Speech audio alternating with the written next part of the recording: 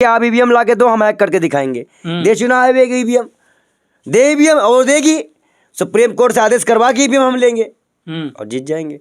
Engineer और software engineer, America का भी एक सॉफ्टवेयर इंजीनियर ने कह दिया कि मैं इसको हैक कर दूंगा। इंडिया के भी बोल रहे हैं कि मैं इसको हैक कर दूंगा। तो सुप्रीम कोर्ट भी अगर मान लीजिए मैं हैक कर दूंगा तो दो ना, दो हमको ईवीएम।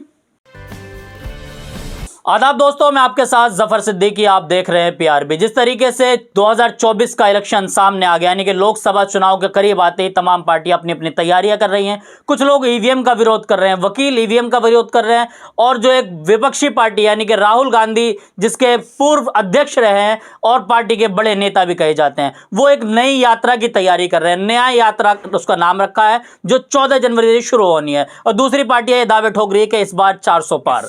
कुछ लोग ये कह रहे हैं कि ईवीएम हटाओ, देश बचाओ। इस पूरे मुद्दे पर मेरे साथ बातचीत करने के लिए मौजूद है बालयोगी पंडित विजय शर्मा, जो तमाम सवालों के जवाब देते हैं, तमाम मुद्दों पर बोलते हैं। पंडित जी, पीआरबी में स्वागत है आपका। कैसे देख रहे हैं, 2024 का इलेक्शन सामने आ गया, कुछ लोग यात्रा कर रहे हैं, कुछ लोग ईवीएम का विरोध कर रहे हैं। बात तो उन ड्राइवरों की करनी चाहिए जो कि हड़ताल पे हैं जी। कौन क्या कर रहा है उसकी बात नहीं है, लेकिन 10 करोड़ परिवार, 10 करोड़ लगभग ड्राइवर हैं, 10 करोड़ परिवार के लोग भूखे मर रहे हैं। ये काला कानून है कि एक ड्राइवर को, जब वो कोरोना काल था, आंख से आंसू निकल जाते हैं, वो दिन याद कर लिया जाए। वो अपना घर द्वार सब छोड़कर रेमडेसिविर दवाई, ऑक्सीजन, खाना, सब्जियां, सब कुछ उन्होंने पहुंचाया। एक भगवान की तरह सबको पालन किया 15,000 8,000 की नौकरी में, और उन पे ये काला कानून क्यों लाया गया? आज उनको भी सड़कों में बैठना पड़ा। कई जगह उन पे लाठियां बरसाई गई। एक डीएम कह रहा है कि तुम्हारी औकात क्या है। गरीबों की औकात पूछ ली गई सरकार में। ये सब देख के दुख होता है। किसान बैठा, लाठी खाया, मेरे आंख के सामने खून बहा, मैं कुछ नहीं कर पाया। किसान कुचल दिया गया, मैं कुछ नहीं कर पाया।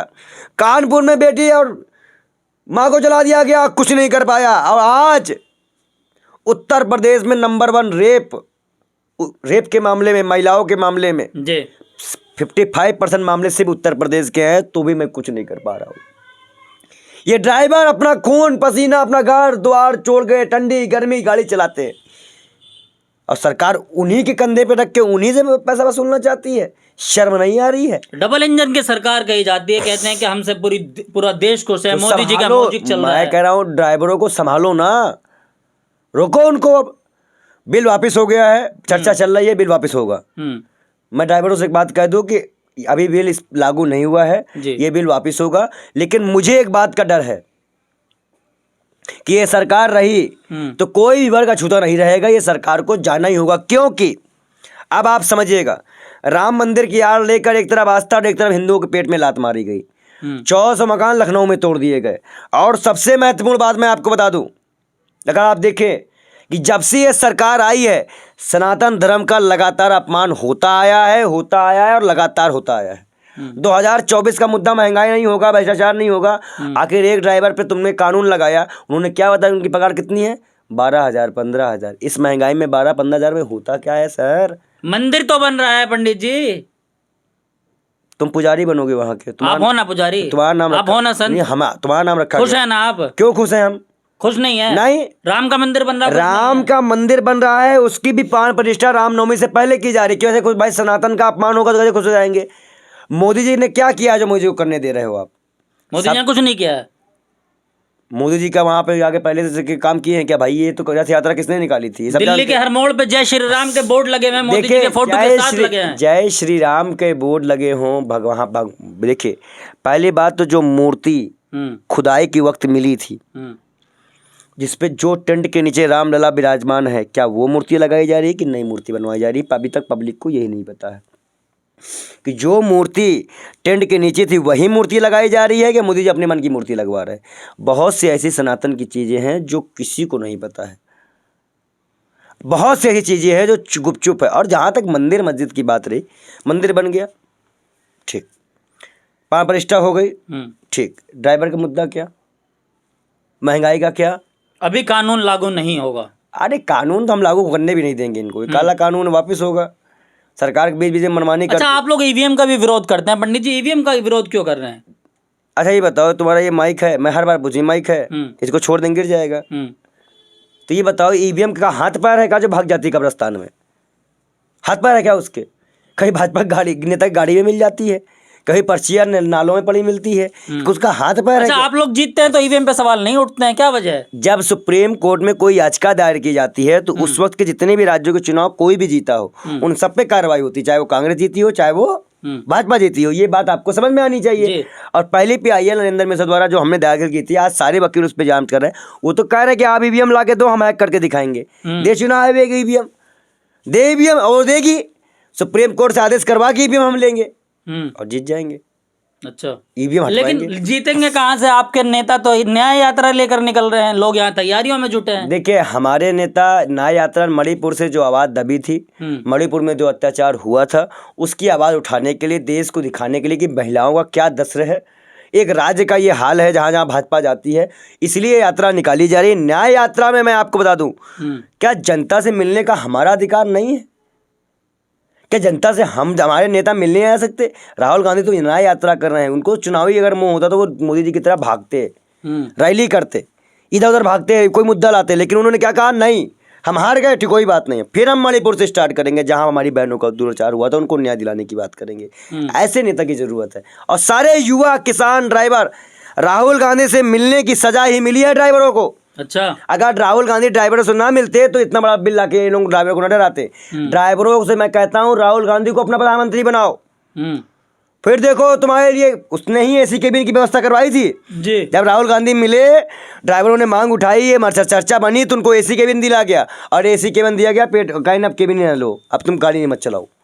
ऐसी सारी ट्रकें अडानी अंबानी को बेचने की चर्चा में है ये लोग, इसीलिए प्रोडक्शन करवाने के लिए कि अडानी अंबानी को बेच दिया जाए, इसलिए इन्होंने ये बिल लाया। लेकिन भाजपा तो ये कह रही है अब की बार 400 पार, क्या देख रहे हैं? मैं कह रहा हूं भाजपा जो है पहले जो दावे कर देती तभी तो शक होता है कि ईवीएम है।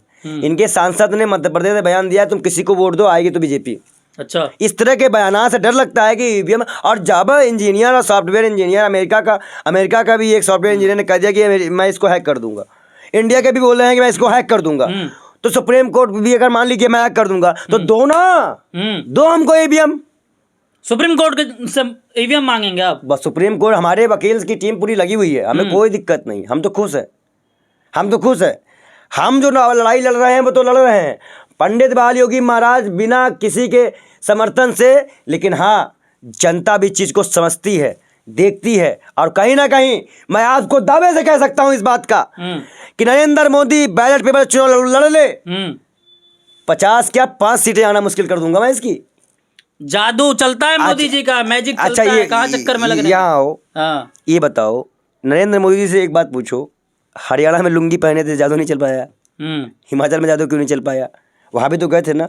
मैं आपसे एक बात कह दूं, ये पूरा मसला मैंने आपसे कहा ना कि ईवीएम कैसे सड़कों में मिल जाता है और 19 लाख ईवीएम गायब है, चुनाव आयोग खुद मांगता है। जो ईवीएम बनाती है वो भी सरकार के तहत काम करती हैं, ईवीएम लगाना सरकार के काम है।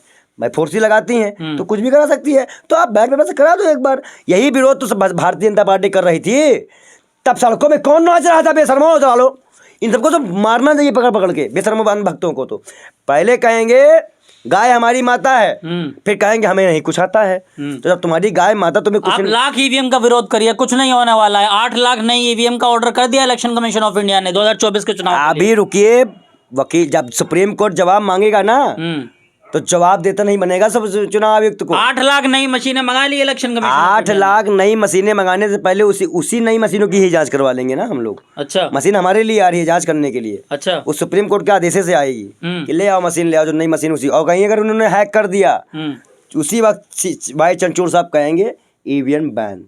अच्छा, बैलेट पेपर चुनाव करवाओ, भले 1 साल बाद चुनाव होगा, बैलेट पेपर से होगा। तो क्या लग रहा है कि आप लोग जीत हासिल कर पाएंगे? बहुत बड़ी लड़ाई चल रही है, इस लड़ाई में जीत बहुत बड़ी लड़ाई चल रही है। और हम खुश हैं कि हमारे सभी वकील भाई, सभी वकीलों ने, भानु प्रताप हो उनका भी हम नमस्कार करते हैं, पाशा जी हों, नरेंद्र मिश्रा जी हों, कितने भी वकील की टीम इस पर काम कर रही हो, उनको भगवान सफलता दे और कहीं ना कहीं इस लड़ाई को विजय करके इस तानाशाही सरकार को मुक्त कराए। ये संत बाल योगी महाराज उनके साथ हमेशा रहेगा जहाँ हमारी जरूरत पड़े। उनका पसीना गिरेगा, हम अपना खून बहाएंगे। अच्छा, बालों की मार, इतनी बड़ी बात कर रहे हैं। इतनी बड़ी बात करें, अगर हमारे वकीलों का पसीना गिरेगा तो हम खून बहाने को तैयार है, अपना खून लगा देंगे। लेकिन इस ईवीएम को तो हटवाएंगे अब। और कहीं ना कहीं मैं एक बात और कह दूं, ईवीएम जाएगा तभी मोदी जाएगा, ये भी नोट कर लो। लेकिन एक तरफ तो लोग ये कह रहे हैं कि जो राम को लाए हैं हम उनको लाएंगे, इस बार देश में फिर भगवा लहराएंगे। किसी की औकात नहीं है जो राम को कोई लेके आ पाए। मैं इतना कह सकता हूं कि लास्ट समय में कि राम हमें लाए हैं, और जो हमें लाए हैं तभी तो हम ऐसे बोलते हैं। जो उनको राम लेके आए हैं वो तो मूत रहे हैं, आदमी आदमी भी और मूत रहा है। तो ऐसे कैसे हम मान लें भाई? जो शास्त्रों में, वेदों में, किताबों में लिखा हम वो मानेंगे, हम किसी बहरूपीय पागल को नहीं मानने वाले। चलिए, बहुत बहुत शुक्रिया। हमारे साथ थे बाल योगी पंडित विजय शर्मा। तमाम सवालों के मुखर होकर जवाब दिया। पंडित जी का कहना है कि हमारी पूरी टीम, और खुद पंडित जी जो है सुप्रीम कोर्ट गए थे, PIL दाखिल भी करी उन्होंने कहा कि हम जो है इस उम्मीद में लगे हैं और हम पूरी तैयारी कर रहे हैं। हम अपनी पूरी टीम का शुक्रिया अदा करते हैं जो लोग तमाम ईवीएम की लड़ाई लड़ रहे हैं। ईवीएम से चुनाव होगा या नहीं होगा, आप क्या कुछ सोचते हैं, कमेंट बॉक्स में जाकर जरूर बताइए और देखते रहिए PRB।